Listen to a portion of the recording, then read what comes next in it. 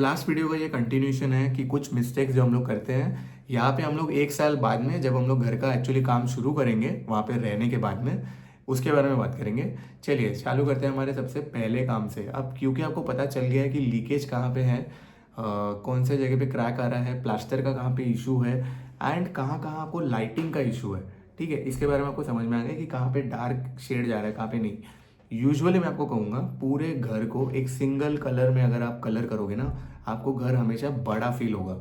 Usually मैं आपको recommend करूँगा कि वाइट कलर या ग्रे कलर में आपको जाना चाहिए, या फॉर दैट मैटर आप थोड़ा बहुत पेस्टल कलर्स में जा सकते हो, बट दैट इंडियन घरों में ना यूजुअली वाइट एंड वुड का जो कॉम्बिनेशन है, जो मैंने खुद मेरे पर्सनली घर में किया है, ये आपको एक रिच फील देगा।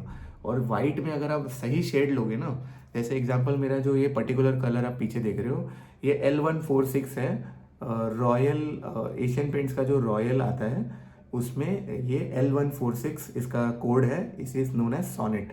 ये बहुत ज़्यादा फेमस कलर है, इसी में और भी बहुत सारे कलर्स आते हैं। वेरी फेमस कलर, आपका पूरे घर का जो लुक है ना ये एकदम से सुपर्ब कर देता है। तो यूजुअली वाइट एंड ग्रे ये शेड्स में अगर आप देखोगे तो आपका घर जो है बड़ा लगेगा, न्यूट्रल लगेगा। क्योंकि वॉल कलर्स में यूजुअली बोलता हूँ, एक आपको अगर रूम देखना है जहाँ पे आप एक एक्सेंट वॉल डाल सकते हो। एक्सेंट वॉल का मतलब क्या हो गया कि एक ऐसा वॉल है जहाँ पे अलग कलर है, बाकी पूरे रूम में एक सेम कलर है।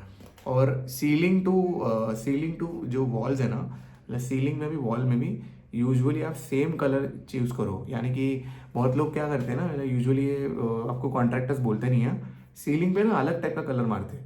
ठीक है, उसमें वो लोग एशियन पेंट्स का या कोई भी आप ब्रांड का ले लो, वो कलर नहीं मारेंगे, वो नॉर्मल वो कलर मार देंगे वाइट वाला या जो भी है। वो आपको नहीं कराना है, आपको प्रॉपर इसी टाइप का कलर आपको जो वॉल पे है वही सीलिंग पे लेके जाइए। बहुत मस्त लगता है। आप कलर कोई भी चेंज कर सकते हैं, और आपको जो रॉयल एक्सपीरियंस दे रहा है ना घर के अंदर, वो आप लाइट से कर सकते हो। जितने बेटर लाइट्स होंगे, जितना क्लीन लाइन्स होगा घर में, उतना आपको घर ज़्यादा पसंद आएगा। अभी कोई रूम जैसे बेडरूम में ना, मैं यूजुअली बोलता हूँ कि भाई एक ऐसा वॉल लेना चाहिए जो थोड़ा सा डार्क कलर का हो। अभी क्यों होना चाहिए, क्योंकि उसके ऊपर लाइट रिफ्लेक्ट होगी ना ज़्यादा, तो आपको ना रात में सोने में काफ़ी ट्रबल होगा, क्योंकि वो आपको यूजुअली ब्राइट फील होगा घर में। तो और यूजुअली अगर आपका बहुत लाइट आता है घर के अंदर, तो मैं बोलूँगा आपको थोड़ा आप डार्कर शेड में जाइए। कलर्स में काफ़ी आपको फोकस करना चाहिए जब भी आप घर में जा रहे हो, और ये सब आपको 1 साल रहने के बाद ही समझेगा। वीडियोस भी देखा करो, लेकिन थोड़ा मॉडर्नाइज रखो आप। अभी फर्नीचर्स में ना मैं आपको बताता हूँ, सबसे ज़्यादा लोग खर्चा करते हैं, बिल्कुल करने की ज़रूरत नहीं है। Hardly bare minimum. भाई अपने को ऐसा फर्नीचर नहीं बनाना है जो अपने साथ में ऊपर चले या उसके बाद में 50 साल और चले। ऐसे फर्नीचर्स लो which are easy to move. आज आप अपने 25 to 30s में हो, अगर आप पेरेंट हो तो आप 50s में हो, 40s में हो, ठीक है। लेकिन एक ऐसा टाइम आएगा जब भी वो फर्नीचर को आप वहाँ पे रखे रखे रखे रखे वो सड़ जाएगा। और आज के घर ऐसे नहीं होते। We are a mobile family, हम लोग बहुत सारी चीज़ें यहाँ से वहाँ ट्विस्ट करते रहते हैं। तो फर्नीचर इस तरह का होना चाहिए कि आप उसको मूव कर पाओ। तो they should not be very heavy, not should be very light. हाँ, अगर कोई फिक्स फर्नीचर है, जैसे अगर ये जो वार्डरोब है, अगर इसी की जगह आपने वॉल पे अपने फिटिंग वार्डरोब बना लिया तो वो है। अभी फिटिंग से मुझे याद आया, जितने भी लीकेज के एरिया हैं हमेशा मैं आपको बताऊंगा उसके अंदर इपॉक्सी आपको करना है, इपॉक्सी पेंट करना है। इससे क्या होता है कि वो लीकेज जो है वो बाहर ही नहीं आएगा, वो अंदर के अंदर ही अटक जाएगा। और अगर कोई पाइपिंग का चीज़ें है तो उसको कर लो आप, और उसके बाहर से फिर आप पेंटिंग करो, या मैं तो सजेस्ट करूँगा कि टाइलिंग ही कर दो, तो वो ज़्यादा बेटर है। तो आपका लीकेज का प्रॉब्लम सॉल्व हो गया। प्लास्टरिंग का भी अगर आपका सीन है तो इसमें भी यही है, epoxy then all that layering. Epoxy करो, फिर उसके बाद में प्लास्टरिंग प्रॉपरली करो, फिर उसके बाद में उसके ऊपर अच्छे से आपको प्राइमर लगाना है। क्या बोलते हैं, शिट मैं उसका नाम भूल गया, डॉक्टर फिक्सिट जो है उसको अच्छी तरह से यूज़ करना है। फिर प्राइमर, 2 कोट तो प्राइमर करना चाहिए। फिर आपको 2 कोट आपका जो कलर है बेस कोट, वो आपको करना चाहिए अच्छी तरह से, ताकि आपको एक परफेक्ट फिनिश मिले घर के अंदर। ये सारी कुछ चीज़ें हैं जो बहुत ज़्यादा इंपॉर्टेंट होती है। जैसे अभी वॉशिंग मशीन होता है, तो अभी नए नए जो फ्लैट्स बनते हैं उसमें डक्ट एरिया भी मिलता है। तो वॉशिंग मशीन जो होगा ना, उसको पहले से ही आप एक अंडरग्राउंड पाइपिंग का सिस्टम कर दो कि आपका वॉशिंग मशीन का पाइप लगा हुआ है, और वो पानी जो है वहीं से निकल जाता है। आपको उसको बार बार, अभी जैसे मेरे पुराना घर है तो मुझे वॉशरूम में या फिर मुझे बाथरूम में उसका पानी छोड़ना पड़ता है, क्योंकि मेरा सेमी ऑटोमेटिक मशीन है। अगर मेरी ऑटोमेटिक मशीन होती तो मुझे उसको पानी का फ्लो कंटिन्यू देना होता, फिर भी मुझे छोड़ने के लिए ये तरीके करने पड़ते। बट अगर मेरे पास मैंने एक पहले से ही पाइपिंग सिस्टम एक ड्रिल करके मैंने अंडरग्राउंड रखा होता तो वो ज़्यादा बेटर होता, मैं वहीं पे अटैच करता, वो पानी अपने आप बाय सीपेज निकल जाता। तो ये आप कर सकते हैं। दूसरा, जब भी इलेक्ट्रिकल वायरिंग आप जब इसको आप जब बनाते हैं, मतलब इसका जब काम करते हैं, तो आजकल कैसा है कि लोग वायरिंग जो है वॉल के अंदर डाल देते हैं, तो वो ज़्यादा अच्छा दिखता है, मस्त दिखता है। यही वो मौका होता है, जो भी वायरिंग आप कराएंगे ना, इसका आपको ध्यान रखना है, ये जितना ज़्यादा जाड़ा वायरिंग आप कराएंगे ना, हाई क्वालिटी का कॉपर का वायरिंग कराना है आपको। एल्यूमिनियम के वायरिंग्स मिलते हैं यूजुअली, आपको कॉपर की वायरिंग करानी है। वायरिंग में काफ़ी खर्चा होता है, बट येस, थिक वायरिंग कराइए और कॉपर के कराइए, जिससे आपको बहुत ज़्यादा अच्छी तरह से आपको पॉइंट्स मिले। एंड पॉइंट्स ना मैं आपको बताता हूँ, हर रूम में ना एटलीस्ट 2 पंखे का पॉइंट आपको छोड़ना चाहिए, हर रूम में। Usually bedroom and hall room में आपको 2 पंखे के पॉइंट्स छोड़ने चाहिए। और ना आपको ना, मैं आपको लिटरली बताता हूँ, ये बेड हाइट है ना, लिटरली बेड के पास में आपको एक पॉइंट निकालना चाहिए, एक आपको यहाँ पे थोड़ा वॉल के नीचे भी निकालना चाहिए। हम लोग बहुत टाइम ऐसा होता है हम लोग नीचे भी बैठते हैं, थोड़ा टेबल हाइट पे भी आप निकालिए पॉइंट्स। जिससे क्या होगा ना, आप कभी भी ना आपको चार्जिंग के लिए ना आपको बहुत सारे अच्छे अच्छे यूनिक स्पॉट्स मिलेंगे। और ट्रस्ट में ऑन दिस, मैं खुद अपने पर्सनल एक्सपीरियंस से बोलता हूँ, मैं तो नीचे सोता हूँ फ्लोर पे। भाई मेरे को अगर नीचे एक चार्जिंग पॉट मिल गया ना, सुपर डुपर मज़ा आ जाता है। और मेरे पास लिटरली है, और उसका सबसे ज़्यादा यूज़ होता है। जैसे मेरे लैपटॉप वगैरह मेरे गैजेट्स लगते हैं, तो वो नीचे साइड में लग जाते हैं और पूरा मेरा टेबल जो है वो खाली दिखता है। तो इसके लिए ना आपको चार्जिंग पॉइंट्स बहुत अच्छे से बनाने चाहिए, वायरिंग के पॉइंट्स।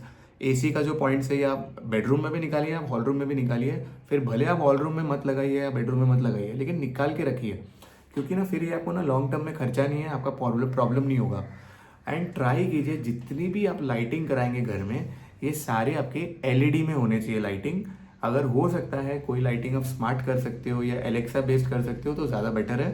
बट स्मार्ट लाइट्स में मैं बोलूँगा आपको बहुत अच्छा लगेगा, बहुत मज़ा आएगा। आरजीबी लाइट्स भी हो जाता है, and you and up saving a lot of money, because LED है तो पैसा भी कम लगता है। दूसरा, जितने भी आप पंखे एग्जॉस्ट फैन आप लगाते हो ना, इसको आप ट्राई कीजिए कि BLDC लगाइए, BLDC। Even the exhaust fan भी आप BLDC लगाइए। पंखे जो होते हैं ना वो बहुत ज़्यादा वॉटेज खाते हैं, ये हम लोग को पता नहीं होता। अभी जैसे मैं आपको बताता हूँ, मेरे पास बेडरूम में नॉर्मल पंखे हैं, इसका जो बिल आता है ना, उसके लिटरली एक पंखे का जो बिल है उसमें मेरा एटम्बर का मेरा BLDC फ़ैन है, ऐसे मेरे 2-3 फैंस है, वो दोनों तीनों फैंस का जो टोटल बिल आएगा और इसका जो एक पंखे का बिल आएगा वो सेम आता है। इतना डिफरेंस तक कभी कभी पड़ जाता है। आपको BLDC पंखे लगाने चाहिए, it's a very good investment. जितना हम लोग टेक्नोलॉजी के साथ में हाथ रख के जा सकते हैं उतना बेटर है। अगर आप एक सन वाले एरिया में रहते हैं, आई विल पर्सनली रिकमेंड कि आपके घर में बहुत धूप आती है, तो आपका जो पतरा है, जो आपका मतलब बालकनी का जो पतरा है ऊपर का, आप ट्राई कीजिए 2 या 3 पैनल आप सोलर के डाल दीजिए। आपका बेसिक लाइटिंग है ना काफ़ी ज़्यादा बेटर हो जाएगा, बेसिक लाइटिंग का खर्चा आपका निकल जाएगा। And trust me, solar panel डालने से बहुत फ़ायदा होता है, ये धीरे धीरे होता है। आजकल मैं नए नए बिल्डिंग्स में देखता हूँ कि एटलीस्ट आपका जो गीज़र है ना वो फ्री ऑफ कॉस्ट चलता है, क्योंकि सुबह सुबह सुबह जो है सोलर पैनल से मिल जाता है थोड़ा बहुत, तो आपका गर्म पानी का प्रॉब्लम सॉल्व हो जाता है, तो वहाँ पे आप लाइट में सेव करते हो। बट ये सोलर पैनल्स अगर आप घर पे लगा दोगे ना तो काफ़ी बेटर है। इसका ग्रेडिंग सिस्टम वगैरह भी होता है। अगर आप बंगलों में रहते हो तो ज़्यादा बेटर है, उसका भी वीडियोज़ में कभी दूसरे में मिलाऊंगा। बट सोलर पैनल लगाने का डेफिनेटली आप थिंकिंग रखना। दूसरा, मैं आपको बताऊंगा कि भाई घर के अंदर जो आपको सबसे बेस्ट चेंजेस करने चाहिए, फर्नीचर जब भी आप लोगे, आप आइकिया का भी फर्नीचर लोगे ना तो भी चलेगा, आप किसी से बनवा के लोगे तो भी चलेगा, but that furniture has to be light in nature, it should not be heavy. काफ़ी लाइट रखो, आप मूव कर सकते हो वैसा रखो। बाबा आदम का ऐसे चेयर्स मत लो, थोड़ा सा अच्छे क्वालिटी का चेयर लो, थोड़ा दिखने में अच्छा लो। एंड यूजुअली मैं आपको बताता हूँ, एक टेबल है ना, उसके नीचे ज़्यादा ड्रॉवर्स की आपको ज़रूरत नहीं है, आप एक सिंगल डेस्क वाले चीज़ें लो। ज़्यादा से ज़्यादा ना आप ऐसे वार्डरोब्स यूज़ करो, यानी कि आप वॉल फिटिंग करोगे तो ज़्यादा बेटर है। उसके अंदर आप डालिए। फिर आप बिलीज बहुत सारे यूज़ कर सकते हैं, बिलीज यानी कि बुक शेल्फ जैसे होता है ना, बॉक्स बॉक्स बॉक्स बॉक्स होता है जो आइकिया में मिलता है, बिली बोलते हैं उसको, या बुक शेल्फिंग आप समझ लो। ऐसे आपको थोड़े ओपनिंग्स यूज़ करने चाहिए। एंड ट्राई करो कि भाई अगर आप घर में ट्रॉली बना रहे हो आपके किचन में, तो ट्रॉली इस तरह का बनाइए कि वो है ना एक ड्रॉवर की तरह है, बड़ा ड्रॉवर, यानी कि उसमें ना वो कैसे मैं आपको बताऊँ, वो ग्रिल सिस्टम नहीं है, क्योंकि इसमें ना कॉकरोच वगैरह आ गया या अंदर कीड़ा आता है, गंदगी होती है, वो ना आप साफ़ कर नहीं पाओगे। इससे बहुत बेटर होगा कि आपके पास बड़े ड्रॉवर होंगे तो वो तो भी आप क्लीन कर सकते हो। बट माय रिकमेंडेशन इज़ कि आधा आपको ट्रॉली बनाना चाहिए और आधा आपको खाली रखना चाहिए। एंड उसके बाद आप स्टैकअप करके भी सामान काफ़ी अंदर फीड कर सकते हो, क्योंकि यूजुअली पूरा ट्रॉली यूज़ होता ही नहीं है। एंड आपको इंस्टेड ऑफ दैट आपको वॉल पे थोड़ा यूज़ करना चाहिए, वो ज़्यादा बेटर रहेगा। Eight the end of the day मैंने आपको पहले ही बताया था लास्ट वीडियो में भी कि थोड़ा मिनिमलिस्ट सोचिए, थोड़ा फ्यूचरिस्टिक सोचिए, ज़्यादा सामान आपको नहीं रखेगा, आपको बहुत कम सामान ही लगेगा। तो ये सारे कुछ टेक्निक्स आप यूज़ कर सकते हैं। फिर अगर आपका जो घर है उसके बाहर का जो डोर है उसमें आप अच्छा खासा एक लाइट लगाइए कि वो मतलब as a night light use होता है। And always remember, if you are into a new property, नया बिल्डिंग है सब, एक सीसीटीवी अपने लिए पर्सनली लगा दीजिए, बहुत ज़्यादा फ़ायदा होएगा, बहुत ही ज़्यादा। ट्रस्ट मी, मैंने खुद ने लगाया था और मेरे लिए काफ़ी ज़्यादा बेनिफिशियल हुआ था, और उसका एक्सेस भी मेरे फ़ोन में था तो मैं इजीली देख लेता था। Last but not the least, अगर आपने पार्किंग के साथ खरीदा है, मतलब कार पार्किंग के साथ, मैं आपको पर्सनली रेकमेंड करूँगा अपनी कार पार्किंग को अपने घर के पेंटिंग के टाइम पे खुद आप उसको एक बार पेंट करवा दीजिए अच्छे से। भले आप बिल्डिंग पेंट कराइए लेकिन उसकी क्वालिटी हाई होनी चाहिए। प्लास्टरिंग वास्टरिंग जो भी है ना वो आप सही तरह से कराइए, सोसाइटी का परमिशन ले लीजिए एंड कर दीजिए, क्योंकि वो parking eight the end of the day आपको बिलोंग करता है। तो आप थोड़ा बहुत डेकोरेशन भी कर सकते हो और आपको अच्छा लगेगा काफ़ी, एक लाइट भी आप फिट कर देंगे ना तो आपको बहुत ज़्यादा मज़ा आएगा। और ये कुछ चीज़ें हैं जो मैंने खुद करके रखी है और मुझे बहुत ज़्यादा मतलब बेनिफिट होता है इसका, क्योंकि मैंने तो मतलब मुझे तो मज़ा आ जाता है। अगर ये मैं अगर अभी अभी करने लगा हूँ, मतलब मैं अभी जब फ्यूचर में कभी कोई नया घर खरीदूंगा तो मेरे लिए तो बहुत ज़्यादा बेनिफिट होगा, क्योंकि मुझे अभी बहुत इन डेप्थ पता है कि भाई घर के इसमें क्या काम करना चाहिए। एक और मैं आपको बताता हूँ, फ्लोरिंग में आप कैसा पैसा बचा सकते हैं। देखिए, फ्लोरिंग जो होता है ना, नॉर्मली जो बिल्डर फ्लोरिंग देता है ना, वो काफ़ी स्लिपरी होता है और काफ़ी सस्ता वाला फ्लोरिंग होता है। तो बहुत लोग क्या करते हैं ना, इसके ऊपर भी खर्चा बहुत करते हैं। मैं आपको पर्सनली रेकमेंड करूँगा, फ्लोरिंग के ऊपर इतना एक्सपेंस करने से अच्छा है आप उसके ऊपर विनाइल फ्लोरिंग कर लीजिए। जैसे मेरा फ्लोरिंग आपको नीचे दिख रहा है, ये देखिए, ये जो मेरा फ्लोरिंग है ये मैंने विनाइल फ्लोरिंग कराया हुआ है, और ये ना 1 mm की थिकनेस के साथ में आता है। अभी इस फ्लोरिंग का सबसे बड़ा बेनिफिट पता है क्या है, कि मेरे को है ना कहीं पे भी लेफ़्ट राइट करने की ज़रूरत नहीं पड़ती, मैं आराम से बैठा हूँ। और ये जो मेरा फ्लोर है इसके नीचे अगर आप देखोगे तो मेरा पुराना फ्लोर बिलोंग करता है, जिसकी कंडीशन अच्छी नहीं है, बट मैंने उसके ऊपर पीओपी डाल के सब करके फ्लैट करके अभी मैंने उसके ऊपर ये कर दिया है। इसको करने का मेरा खर्चा आया 15 से 20 हज़ार रुपये, पूरे घर का मैं बोल रहा हूँ, ठीक है। और मेरा घर अच्छा खासा बड़ा है। अगर यही चीज़ मैं अगर इसमें फ्लोरिंग करने जाता तो मुझे 1 लाख 1 लाख 20 हज़ार का खर्चा आता, 1 लाख 20 हज़ार का खर्चा आता। सो जहाँ पे फ्लोरिंग ज़रूरी है वहाँ पे कर दीजिए। मैं तो बोलूँगा विनाइल फ्लोरिंग के साथ में you should go with. Washroom, toilet and kitchen छोड़ के मैं बोलूँगा पूरे घर में आप विनाइल फ्लोरिंग करोगे, ट्रस्ट मी, द लुक जो आएगा ना घर के अंदर वो अलग लेवल पे आएगा। एंड इस तरह से डिज़ाइन कीजिए कि एक भी कॉर्नर आपके घर का वो मिस नहीं होना चाहिए। यानी कि जैसे मैंने ना, जब मैंने इस घर का रेनोवेशन किया था, इसका वीडियो मैंने डाला है मेरे दूसरे चैनल पे, तो मैंने ना खास ध्यान दिया था कि पहले मेरे घर में ना सब गिचमिड़ में था, अभी भी है, जैसे इधर एक टेबल है वो गिचमिड़ में है, तो उसको भी निकालने की मेरी प्लानिंग है, बट देखते हैं 2 साल बाद में शायद निकाल दूंगा। बट क्या चीज़ है पता है क्या, आपका जो सेंटर एरिया है ना ये हमेशा खाली रहना चाहिए। Every corner of your house has to be used properly. Okay, कहीं भी ऐसा नहीं होना चाहिए कि भाई आपका कॉर्नर जो है ना वो खाली रह जाता है या वेकेंट स्पेस रह जाता है। इससे प्रॉब्लम पता है क्या होती है, आपका घर है ना इवेंचुअली छोटा दिखने लगता है, जो कि होता नहीं है। और ये चीज़ पे मैंने खास ध्यान दिया है, इसलिए मैंने मेरे घर से ना काफ़ी फर्नीचर्स निकाल दिए हैं। पहले मेरे पास 2-3 बेड हुआ करते थे, मैंने दोनों बेड निकाल दिए, 2 एक्स्ट्रा कबर्ड्स थे दोनों निकाल दिए, एक एक्स्ट्रा टेबल था उसको भी निकाल दिया, क्योंकि अपने को eight the end of the day इतना सामान लगता नहीं है।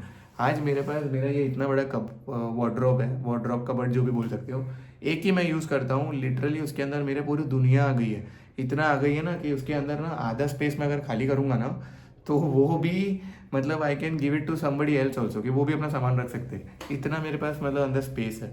सो एक आपके पास at the end of the day इतना सामान की ज़रूरत नहीं पड़ती, तो ये आपको समझना है। चलिए, ये बहुत सारे पॉइंट्स थे, आई नो वीडियो थोड़ा सा टेक्निकल भी है, काफ़ी चीज़ें मैंने आपको बताई है। ऐसे ही में अगर आपको चाहिए तो मैं पॉइंट बाय पॉइंट भी एक प्रॉपर वीडियो और निकालूंगा। 2 वीडियो बना दिए घर के बारे में, चलिए अब बनाते कोई और।